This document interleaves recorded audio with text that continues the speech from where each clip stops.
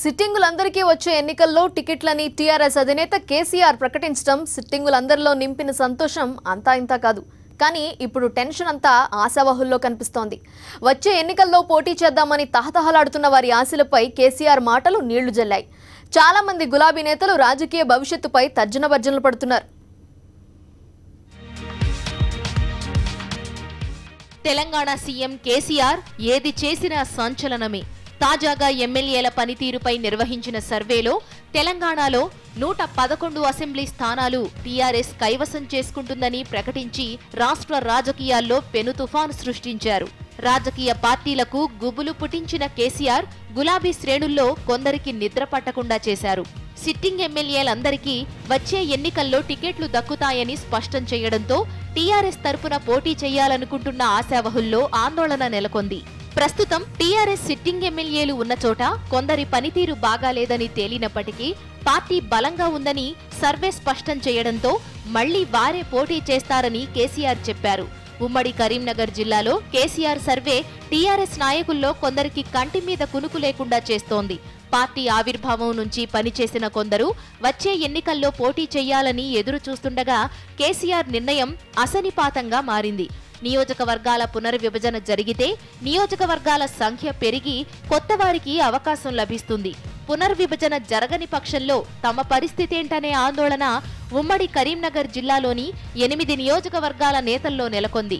పెద్దపల్లి జిల్లాలోని రామగుండం నియోజకవర్గం నుంచి ఆర్టీసీ చైర్మన్ సోమారపు సత్యనారాయణ, పెద్దపల్లి నుంచి దాసరి మనోహర్ రెడ్డి ప్రాతినిధ్యం వహిస్తుండగా ఆ 2 నియోజకవర్గాల నుంచి వచ్చే ఎన్నికల్లో టికెట్ కోసం ఎదురు చూస్తున్న వారు 3 కంటే ఎక్కువున్నారు.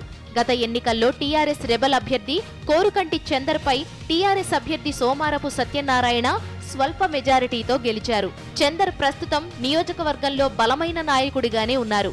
ఆయన టికెట్ కోసం శక్తివంచన లేకుండా కృషి చేస్తున్నారు. పెద్దపల్లి నుంచి పోటీ చేసేందుకు ఎమ్మెల్సీ భానుప్రసాదరావు, టీఆర్ఎస్ ఉమ్మడి జిల్లాల అధ్యక్షుడు ఐడీసీ చైర్మన్ ఈద శంకర్ రెడ్డి ఆసక్తి చూపుతున్నారు. జగిత్యాల జిల్లా కోరుట్ల నియోజకవర్గం నుంచి సిట్టింగ్ ఎమ్మెల్యే కల్వకుంట్ల విద్యాసాగర్ రావు ఉండగా జెడ్పీ చైర్పర్సన్ తుల ఉమా, మాజీ మంత్రి రత్నాకర్ రావు కుమారుడు నర్సింగరావు టికెట్ రేసులో ఉన్నారు. వేములవాడ నుంచి సిట్టింగ్ ఎమ్మెల్యే చెన్నమనేని రమేష్ బాబు ఉండగా అక్కడి నుంచి వచ్చే ఎన్నికల్లో మాజీ ఎమ్మెల్సీ చెన్నాడి సుధాకర్ రావు, కాంగ్రెస్ కు చెందిన సీనియర్ నేత ఒకరు టీఆర్ఎస్ లో చేరి పోటీ చేసేందుకు ఉత్సాహం చూపుతున్నారు.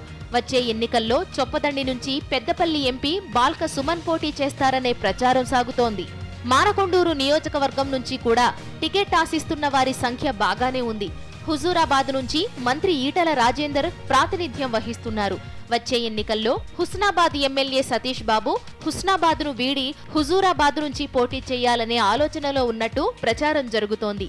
కరీంనగర్ స్థానం నుంచి వచ్చే ఎన్నికల్లో పోటీ చేసేందుకు ఎమ్మెల్సీ నారదాసు లక్ష్మణరావు, కరీంనగర్ మేయర్ రవీందర్ సింగ్ ఆసక్తిగా ఉన్నట్లు వాళ్ల అనుచరులు చెప్పుకుంటున్నారు.